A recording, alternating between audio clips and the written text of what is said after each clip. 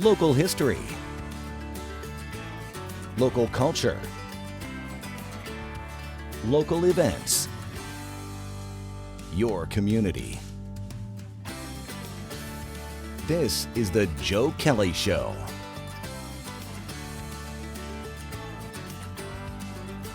Hi there, everybody. Welcome to the show. Thanks for joining us. Frank Tomaino is our guest. Whenever Frank's in, we talk about local history. Today, we're going to be talking about Christmases gone by. Old-time Utica Christmases. And before we do that, though, Frank, we're going to say welcome. Always good to see you. Great to be here, Joe. I should give you an introduction. Sometimes I forget to give you an introduction, figuring that everybody knows who you are. But Frank continues to write his history column for the Observer-Dispatch. He's a local historian and author of history, just for the fun of it. Let's talk about downtown Utica at Christmas. Let's define downtown first. Oh boy, that's a tough one. Everybody has his or her own opinion.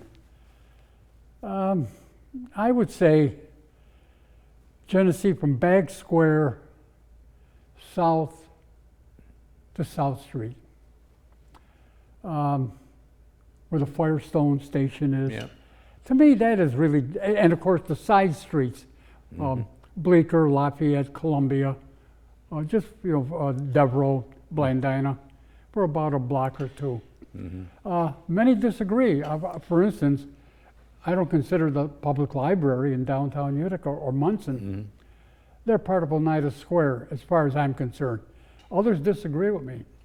But to me, downtown Utica, what I call downtown, would be, again, from Bag to South Street. Yeah, I wrote a column the other day for the Sentinel and for the Boonville Herald, and when I defined what I considered downtown, I said it's open to some interpretation. Oh, sure. But in my mind, downtown goes from, now I'm gonna rethink it, and maybe go back to what you just said at the tire place there on South Street. Firestone, yeah. But what I said was it went from the Stanley Theater down to Oriskany Boulevard and the side streets. But we're close. Yeah, of course, if I'm talking about the 30s and 40s, where lower Genesee Street, from Oriskany to the Bag Square area, a lot of commercial stores there. So lower Genesee Street was really part of downtown Utica. Even the side streets, like if you remember Berger's department store. Very well, yeah. Well, I never considered Berger's as part of downtown. It was the downtown area. But again, many disagree. Yeah. Well, let's start, and we'll go down, starting at Grant's Bookshop, which was just north of the Stanley Theater. Yep. Great bookstore. Oh, in fact, for a long time, it was the only bookstore in downtown Utica. Yeah. Later, the Boston store had a small bookstore. Yeah, Grant's was on Hopper and Genesee, on the southeast corner. And it had, the first floor had a basement where you had books too, and then a little balcony, you had books there too. And it was a gift shop too, but all kind of books. And I don't know if they still do this, but when I was going to school, you used to rent, like when you knew the courses you were going to take, and you would rent some of the books. And Grant's bookstore in the basement, when I was a kid, used to have the school books that you could pick up 10, 15 cents, history or English or whatsoever. But yeah, Grant's was always a busy. Whenever I used to go there a lot, I'm sure you did. Yeah, I love that store. Always busy, people browsing, Another store I loved was just across the street going north, and that was the Little Coat. Am I pronouncing? The hobby shop, yeah. Little Coat. Little Coat Hobby Shop. Little Coat Hobby Shop. It was on the east side, just below the Masonic home there. And That was at a lower Down, level, right. in a little cot. And I think that you walked into, as I recall it, Frank, you walked into a little, not a hallway, but because you were outside, but Yeah. you had the Little Coat Hobby Shop on this side, and then I think a shoe store on the other side. Yeah, I forget what was on the other A side. little court-like. Yeah, I know, just above it was the Christian Science reading rooms. It was, I don't know, there was something, you know, before I'm talking before the malls came. There was something magical about downtown, especially around the holidays. Yeah. The exterior was not so decorated. I don't remember the streets being decorated, but the stores were all, and those stores had big windows. They were all decorated. The Boston store, the Five and Dimes, and J.B. Wells. It was a busy place. You know? The anchor of downtown you just mentioned, I think, was the Boston store. There's no doubt about it.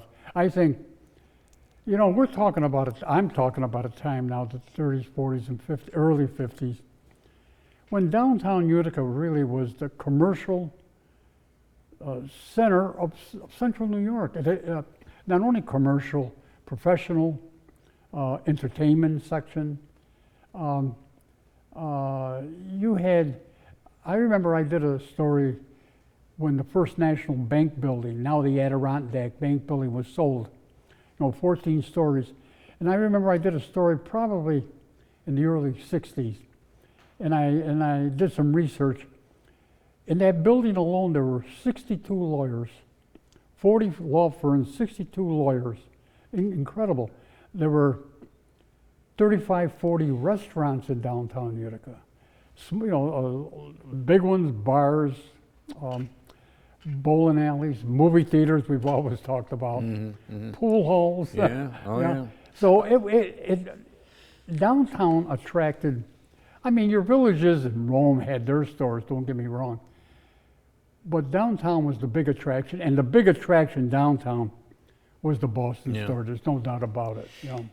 You mentioned the Adirondack Bank building, which was the First National Bank. First National Bank, yeah. I think that's where I registered for the draft in that Is that right? building. I think that's where my draft board 49. I Oh think. yeah, that's right. Yeah, the draft board was there. You're right. Yeah. Yeah. Yeah, go ahead. I was just going to say that the crowds that were downtown in the area in the years you're talking about, tremendous crowds. Well, yeah, and again, now most of the stores during the used to close at 6, but during the holidays they were open Monday night till 9 o'clock. In December, downtown Utica, on Monday nights, the sidewalks were so crowded. People, not only there were bargains, but there was just something, like I say, magical about it. Yeah. I remember I used to do a lot of shopping in Wicks and Greenman. Wicks and Greenman, when it was on, later on Genesee, but when it was on Franklin Square, you couldn't even get in the store. It was so crowded. There's a lot of men's stores downtown. In fact, when we come back, maybe we'll talk about some of those men's stores. Yeah. Frank Tomaino is our guest. We're talking about Christmas gone by in downtown Utica. Short break, right back.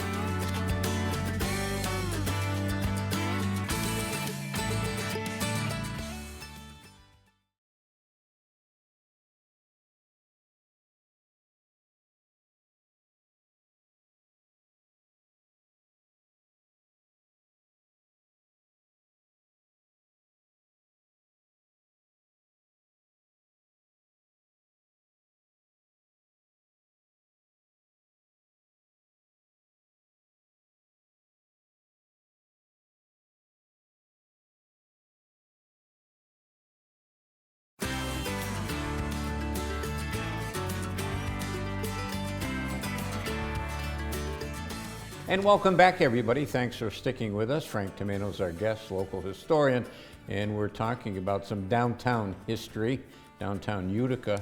Frank, you mentioned Wicks and Greenman's. I remember when it was on Franklin Square. I remember when it moved to Genesee. Yeah. Oh, just below Woolworths. Yeah. Yeah. And and it was a very, I'm going to say upper end men's store. Yeah. And not the only men's store downtown. No, you had Webb's.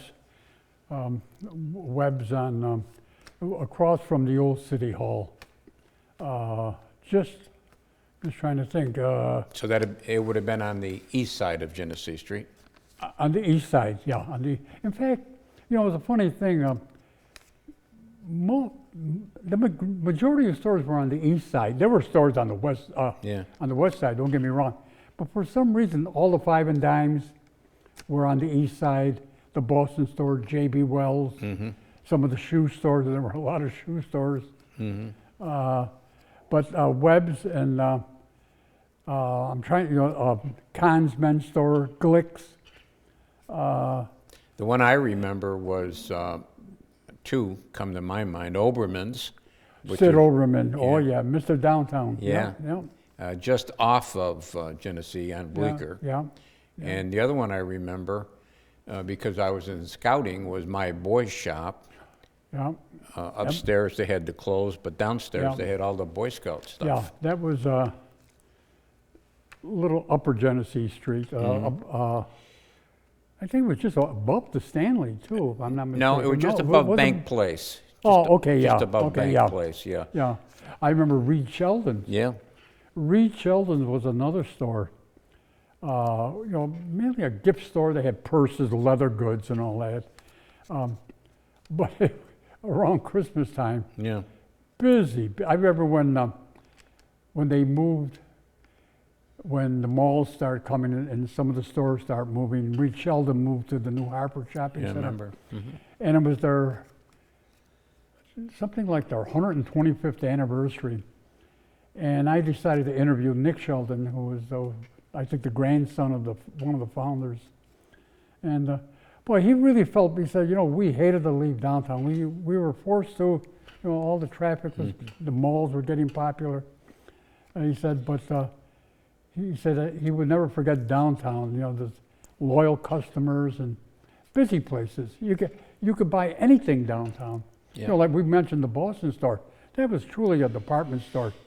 You know, fur coats, jewelry, shirts, anything, The Boston store was, again, on the east side of Genesee Street, just north of Bleecker Street. Yeah.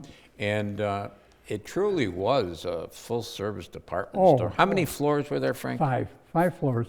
And I remember when it first opened, there was no, it had no, that later they had an escalator. The first store with an escalator was Woolworth's.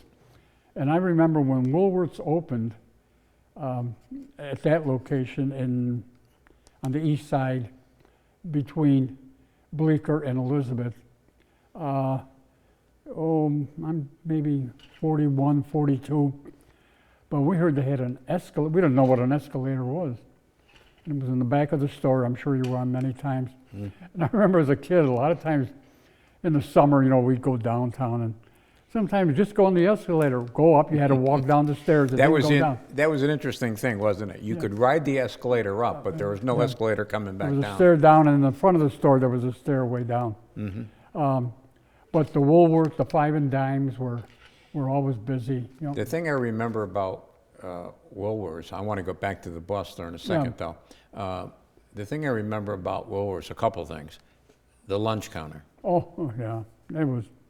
I think there were 82 seats, and of course it had little tables in the front. But all the cooking was down there in the basement. It came up with a dumbwaiter that brought the food up. Lunchtime, you couldn't even get a seat. It was so popular. Yeah. You know? And they had all kinds of stuff. They had a pet department where you could buy fish and. You know, in the back they had canaries and parakeets and turtles. And the best candy counter I've ever seen. Yeah, it was the only place where you could buy chunks of chocolate. You could buy like a 2-pound chunk of chocolate. They had the right, but it was, when you first walked in the store, the aroma of that chocolate is the first thing that hit you, because they had 2 big counters, and Again, always crowded. You know. And, you know, talk about aroma drawing you in. I remember on the west side of Genesee Street, and I'm trying to think of what it was between, the caramel corn shop. Oh, well, the caramel corn, I remember the caramel corn, oh, wait a minute. If I'm not mistaken, that was just in the Franklin Square area. Yeah, I'm not positive where. I know it was on the west side And there of was Genesee. one all next to the Olympic Theater, too. There was a caramel corn. Of course, there was Fannie Farmer's Candy. Yeah, yeah. That was on Genesee. Yeah. And then you had the nut shop. The nut shop, yeah, that was where Seneca and Genesee, it's a point across from, at that time, Marine Midland Bank. Yeah. And then the places, Frank, I'm thinking the Maxwell House. That was across the Stanley Theater. Right. The Maxwell, you know, people, there had to be thousands of people working downtown in those days. I'm going again before the malls. You know, all your auto dealers were downtown, restaurants. So those thousands of people, most of them had hour lunches. And you know, they went to all the Five and Dimes had lunch counters. We mentioned Woolworth, Kresge's and Neisner's had lunch counters. Yeah. The Boston store, of course, had. Yeah. They called it the Mohawk Room, if I recall correctly. You're right. Yeah, it was at the basement of. Yep. And near the Mohawk Room in the basement of the Boston store, and that was the Obbins, right? Their name just came to Sam mind. Obbin was the general manager. Yeah. And he was big in Utica, Sam Obbin, running. Yeah. You know, very. And then later, his son and daughter-in-law, anyway, or his wife, Flo. They were very active in community affairs too. Yeah. And the Toyland that the Boston store had was downstairs in the basement near the Mohawk Room, and they had a Santa. Yeah, you know, I was just thinking, Boston store, you're right, had a Santa, and I'm trying to think, the Five and Dimes didn't, J.B. Wells wouldn't have a Santa. Burgers had a Santa Claus, but not many stores had the Santa Claus, but they were all decorated, and the window displays. People went window shopping, and you don't hear that term anymore. I know, yeah. But they used to walk up and down Genesee Street, used to look at the window decorations. When we come back, we'll talk about two things that aren't really related to Christmas, but we're talking downtown, so we got to talk about them. Okay. Helen Hoffman being one of them. Frank Tomaino's our guest. Short break, right back.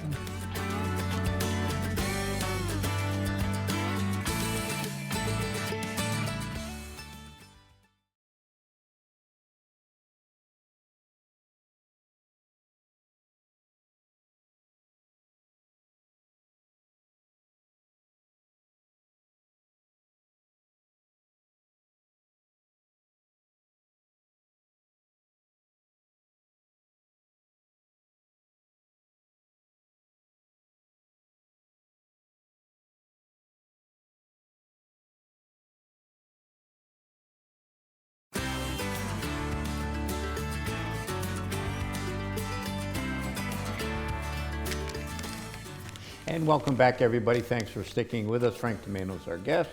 We're talking about downtown Utica as it was back in the day for Christmas. Before I get to Helen Hoffman and the other thing I wanted to talk about, you mentioned automobile dealers. When I think about downtown Utica, I don't think about that. I mean, there were several automobile dealers downtown. I would say 80% of the automobile dealers were downtown. Yeah. You know, now of course they're all along Commercial Drive, but Dow Motors. Bought my first car there. Yeah, Dow Motors, Fords, Harry Hyman, H.L. Johnson, McCrory Sawyer, Geffen. C.J. Fletcher. C.J. Fletcher, Ford. Yeah, in fact, C.J. Fletcher became a big Republican. He became commissioner of public work of the Department of Motor Vehicles. He was the state commissioner.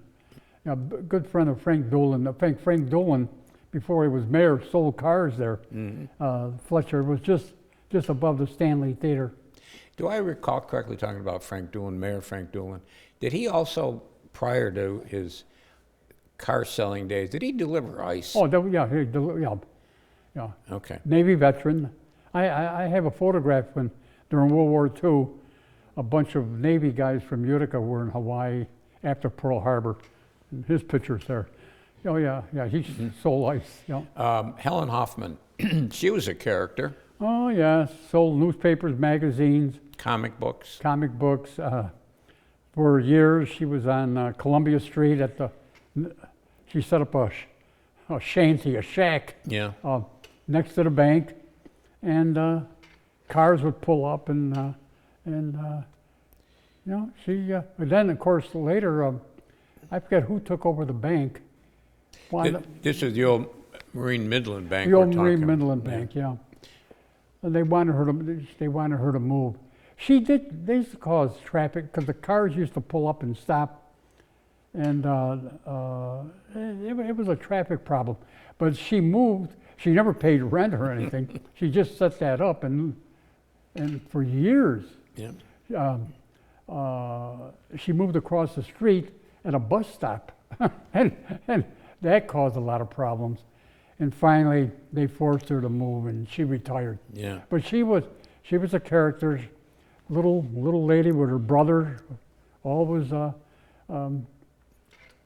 not dressed in rags exactly, well, but not dressed very fashionably. She wouldn't make the cover of Vogue or anything. Yeah. You were telling me this, Frank. I haven't seen it myself, but you were telling me up at the United County History Center they've got some photographs of her. Yeah, I was there recently, and they have a painting. Somebody painted it, and it's huge.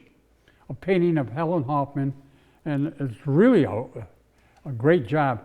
And Patrick Reynolds of the center found some photographs, and there's 7 or 8 photographs. So there's a mini display of Helen Hoffman. I don't know how long it's going to be up there, but the painting is really impressive. Yeah, I got to get up there and see that. Yeah. The other thing that doesn't come to most people's mind, that has nothing to do with Christmas, but for some reason I found it to be a unique part of downtown, and that was the public restroom that was downtown. Oh, the Comfort Station. The Comfort Station. Yeah, it was on Elizabeth Street. Yeah, just a few steps in from Genesee. Genesee, right between the old school administration building and Genesee. About where the parking lot now is for Adirondack Bank, right? Yeah, yeah. And again, most of the stores did not have restrooms. Woolworths had one. And I think you had to pay, though. You had to pay. It was a dime to get in there. Yeah. So the Boston store had a restroom, but the 5 and Dimes didn't. I mean, Kresge's. So when you got to go, you got to go. And it was at a lower level for men and women. But then the city just neglected it. It was run by the city. The city just neglected it, and they decided to tear it down, which they did. Yeah. I'm trying to get back to the Boston store. Yeah. They had record department. Yeah. Oh yeah. Oh, book department. Yeah. The book department, not when they opened, but later. It was on an upper level. But they also had elevators, but not self-service elevators. They had people operating. Yeah. So did J.B. Wells. J.B. Wells, I think, to the day they were on Genesee Street, had 2 elevator operators. Yeah. And I seem to recall, unless it's in my mind wrong, I seem to recall women operating those Boston Store elevators wearing gloves. That I don't remember. All right. Yeah. It might be just pop into my head. Yeah. You also had, talking about Christmas downtown, you also had on Franklin Square a red mailbox. Oh yeah, for Santa Claus. Yeah. Oh, that's right. Yeah, you had. I don't know if they have that anymore. I don't know. Yeah. I can't remember it, Yeah. but I remember it back in the day. Yeah. You send your kids would put their envelopes in that and Yeah. Way to get to Santa. And then on the side streets, I mean, we're living out so many stores, but on the side streets, Lafayette was filled with stores. Lafayette and Columbia. Again, we were talking about what is downtown Utica. I remember when I was city editor, you remember the reporter Dan Knorr, Very well. something stuck in my throat. He wrote a story and he said, Grimaldi's restaurant in downtown Utica. So I called him, I said, Dan, I don't think, I wouldn't say Grimaldi's is in downtown Utica. He insisted. Yeah. And later, I took it out, but later, I talked to some other people. They considered. No, I wouldn't. I wouldn't, but No. that's Too that's far how- over. Yeah. That's yeah, part of East Utica. yeah, but you're right. Lafayette Street, Columbia Street. Yeah. And then, you know, Frank, we got to remember Christmas Play World. Playworld was on Columbia. Yeah, Playworld was. I think there was a second floor. Yes, too, there on was. Playworld. Any kind of a toy yeah. they had there. Yeah. And of course, they were always busy, but around Christmas time, they were, because really, there were, I'm talking when there were no malls. That was the place to Yeah, go, you yeah. know. You know. A lot of good memories. A lot of good memories. Thank you, Frank. Yeah. That's going to do it for us this week. We'll do it all again next week. Don't forget to go to cnyhomepage.com. There's a lot of good stuff there. Until next time, take care of yourself, everybody.